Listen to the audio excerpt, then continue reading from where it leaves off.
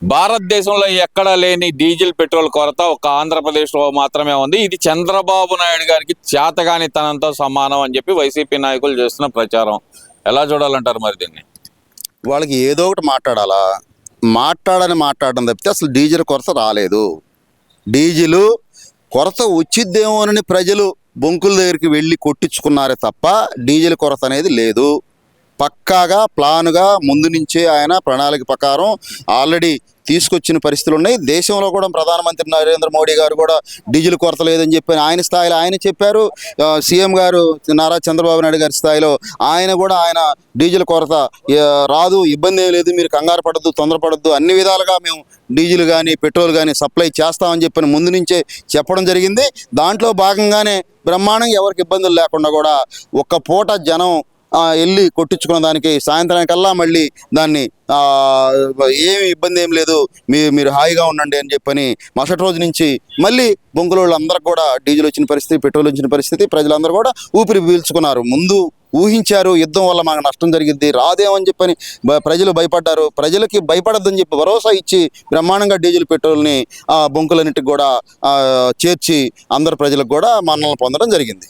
అదేంటి దాంట్లో 150 కోట్ల రూపాయలు స్కామ్ చేయడానికి చంద్రబాబు నాయుడు గారు మాస్టర్ స్కెచ్ చేశారనే మాట కూడా చెబుతున్నారు కదా ఒక సెక్షన్ ఆఫ్ మీడియాలో. మరి వీళ్ళు 2019 నుంచి 24 వరకు వీళ్ళు చేసిన స్కాములన్నీ కూడా అలాంటివే కాబట్టి వాళ్ళకి పచ్చ కామెర్లోడికి ఊరంతా పచ్చగా కనపడినట్టు ప్రతిదీ ఏ మంచి పని చేసినా వీళ్ళు స్కాములు చేశారు కాబట్టి స్కాముల గురించే మాట్లాడతారు.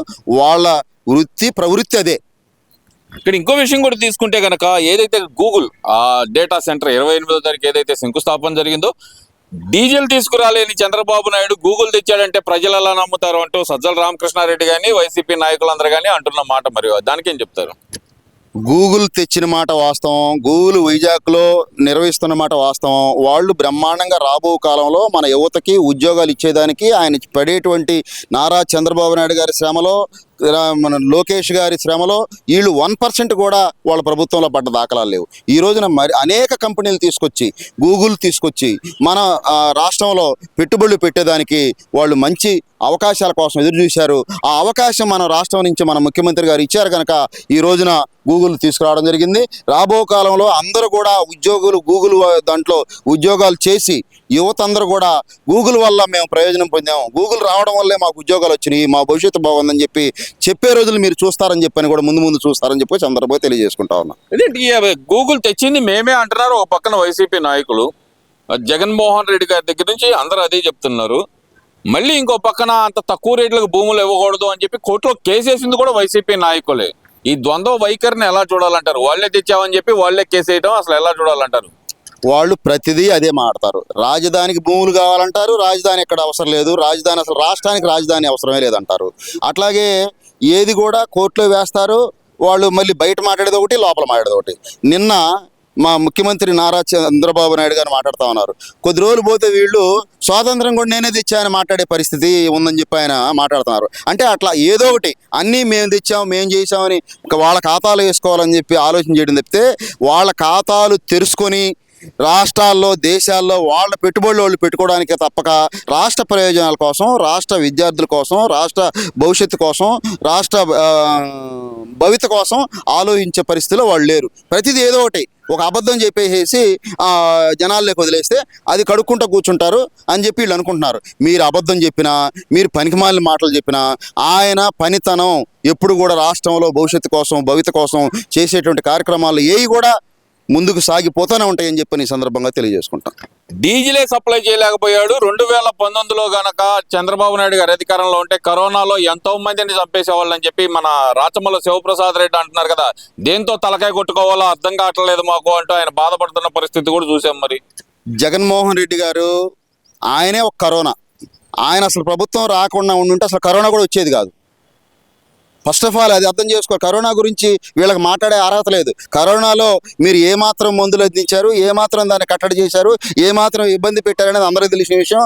ఏముంది దాని మీద అదే టైంలో నిజంగానే మీరు అన్నట్టు చంద్రబాబు నాయుడు గారి టైంలో కరోనా వచ్చుంటే త్వరితగతిన ఆ రోజు విశాఖపట్నంలో ఉదువు తుఫాను వస్తే 24 గంటల్లో గాడిలో ఎట్టపెట్టాడో కరోనా టైంలో కూడా అదే విధంగా గాడిలో పెట్టడానికి ప్రయత్నం చేశాడు. మీరు గాడిలో పెట్టడం తెలియదు, ప్రజా విధానం తెలియదు, ప్రజల పట్ల నిలబడే తెలియదు, అసెంబ్లీకి పోయే తెలియదు.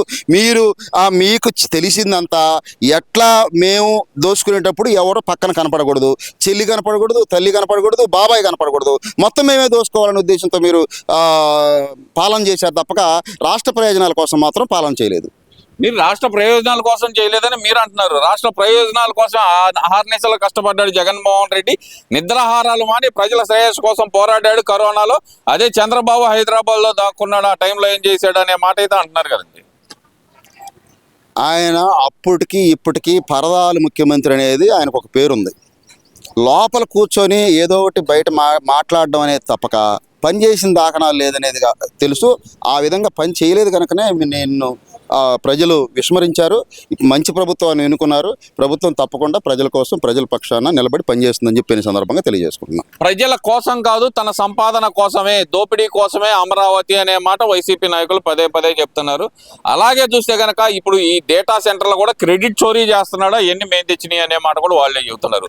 ఈ మాట అంటే ప్రధానంగా మాజీ ఐటీ శాఖ మంత్రి అయినటువంటి గుడివాడ అమర్నాథ్. గుడివాడో లేకపోతే ఏ వాడో మాకు తెలియదు, కానీ వీళ్ళకి అసలు మంత్రులు అసలు ఏ శాఖలు చేశారు, అసలు ఏ మంత్రిగా ఉన్నారనేది తెలియని పరిస్థితుల్లో ఆ రోజున రాష్ట్రం ఉండింది. ఈ రోజున ఏ రాష్ట్రంలో కూడా ఈ విధమైన పరిస్థితులు మనకు ఎదురవ్వలేదు. తప్పకుండా వాళ్ళు మాట్లాడేటువంటి మాటలు ఇందాక చెప్తున్నాను, ఇప్పుడు కూడా అదే చెప్తున్నా. ఒక మసిబూసి మారేడుగాయ చేసి రాష్ట్రాన్ని పరిపాలించాలని చూశారు. ప్రజలు బుద్ధి చెప్పారు. ఇంకా బుద్ధి చెప్పినా కూడా ఇంకా ఏదో మాటలు చెప్పి వాళ్ళు మళ్ళీ ప్రయోజనం పొందుతాం అనుకుంటున్నారు. కానీ ఇది ఎలాంటి పరిస్థితుల్లో మిమ్మల్ని నమ్మే పరిస్థితి లేదు, మీ మాటలను నమ్మే పరిస్థితి లేదు. ఇప్పుడు ప్రభుత్వం బ్రహ్మాండంగా రాష్ట్ర ప్రయోజనాల కోసం పనిచేస్తూ ఉంది. అమరావతి మనకి రాష్ట్రంలో ఉన్నటువంటి పెట్టుబడులు రావాలంటే అమరావతి డెవలప్ కావాలి. రాజధాని మనకి ప్రతి ఆఫీసులు కానీ ఇంకొక రకంగా కానీ ఎన్ని అవకాశాలను కూడా వినియోగించుకొని అమరావతి డెవలప్ అయితే మనం ఇంతకుముందు హైదరాబాద్కి బొలోమని ఆ రోజున వెళ్ళే పరిస్థితులు ప్రతి ఆఫీస్కి అవసరాల కోసం పోయేవాళ్ళం. ఈ రోజున అమరావతిలో డెవలప్ అవుతుంది. మనకు చాలా కొత్తవేట దూరంలో అటు శ్రీకాకుళం నుంచి ఇటు అనంతపురం కూడా మధ్యలో అమరావతి వచ్చింది. కాబట్టి మనందరికి ఆమోదయోగ్యమైన రాజధానిని ఆ రోజు నిర్ణయించడం అది ఒక్క నారా చంద్రబాబు నాయుడు గారికి సాధ్యమైంది. ప్రజలందరూ కూడా దాన్ని మెచ్చుకుంటా ఉన్నారు. మీరు కాసేపేమో అమరావతి రాజధాని అవసరం లేదు అంటారు, కాసేపేమో 50,000 ఎకరాలు కావాలంటారు, కాసేపేమో ఒక పనికి మాలిన పేరు పెట్టారు మొన్న. అది చెప్పడానికి కూడా నాకు అసలు నోరు రావట్లా.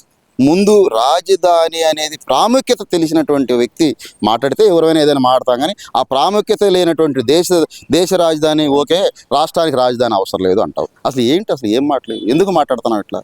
అసలు ఏమైనా కొంచెమన్నా పరిపక్వత ఉన్నటువంటి వ్యక్తి మాట్లాడే మాటలేనా? ఒకసారి 5 ఏళ్ళు ముఖ్యమంత్రిగా చేసినటువంటి వ్యక్తి మాట్లాడే మాటలు ఇవేనా? ముందు తెలుసుకొని మాట్లాడితే ఎవరైనా దాన్ని సమాధానం చెప్తాం. Thank you.